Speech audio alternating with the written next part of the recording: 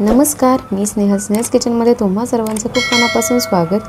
तर हे ड्रायफ्रूटचे चॉकलेट्स लहान मुलांना किंवा वाढदिवस असो किंवा सण असो त्यासाठी एकदम परफेक्ट आहे, एकदम साध्या सोप्या पद्धतीत। चला तर रेसिपीला सुरुवात करूया। जाड तळ्याच्या कढईत 1 वाटी एवढं मखाना घेतलेला आहे, 1 वाटी काजू, मखाना नसेल तर काही हरकत नाही, फक्त ड्रायफ्रूट्स घातले तरी चालतील। 1 वाटी बदाम घेतलेला आहे। हे दोन्ही साइडने सगळ्या बाजूने गोल्डन ब्राउन होईपर्यंत गरम करून घ्यायचे आणि त्याची मिक्सरमध्ये पावडर काढायची। आता गोडपणा येण्यासाठी मनुका आणि खजूर घातलेले आहेत, तर याची बारीक पावडर करून घ्यायची आहे। तर तुम्ही इथे बघू शकता, मूठ वळली जाईल, चॉकलेट्स तयार होतील, या पद्धतीनेच ही पावडर करून घ्यायची आहे। सर्वात आधी हे ड्रायफ्रूटचे सारण सेट करण्यासाठी इथे मोल्ड घेतलेला आहे चॉकलेटचं, त्यामध्ये हे आकार देऊन घ्यायचे पावडरचे। आणि जर तुमच्याकडे हे मोल्ड नसेल तर एका ताटावर तुम्ही गोल आकार देऊनही हे ड्रायफ्रूटचं मिश्रण सेट करू शकता। तर हे सेट करण्यासाठी 10 ते 15 मिनिटं हे फ्रीजमध्ये सेट करून घ्यायचं आहे। ते 15 मिनिटांनंतर हे मिश्रण सेट झालेलं आहे, ते एक एक करून काढून घेऊयात।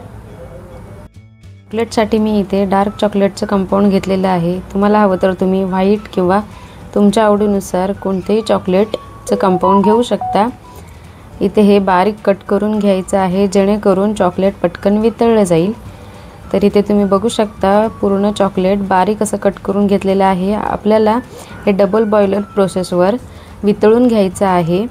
इथे पातेल्यात पाणी घेतलेलं आहे, त्यावर हे चॉकलेट ठेवायचं काचेच्या भांड्यात आणि हे चॉकलेट वितळून घ्यायचं आहे। चॉकलेट जास्त गरम करू नका, नाहीतर ते कोरडं पडून जातं।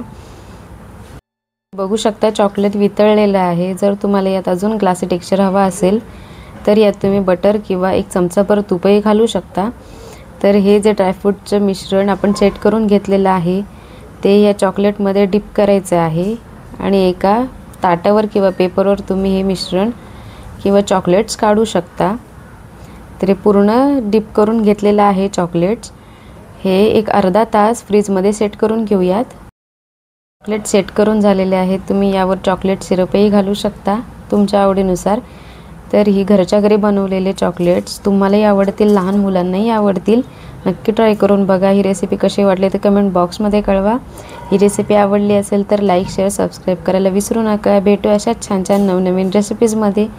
तोपर्यंत धन्यवाद।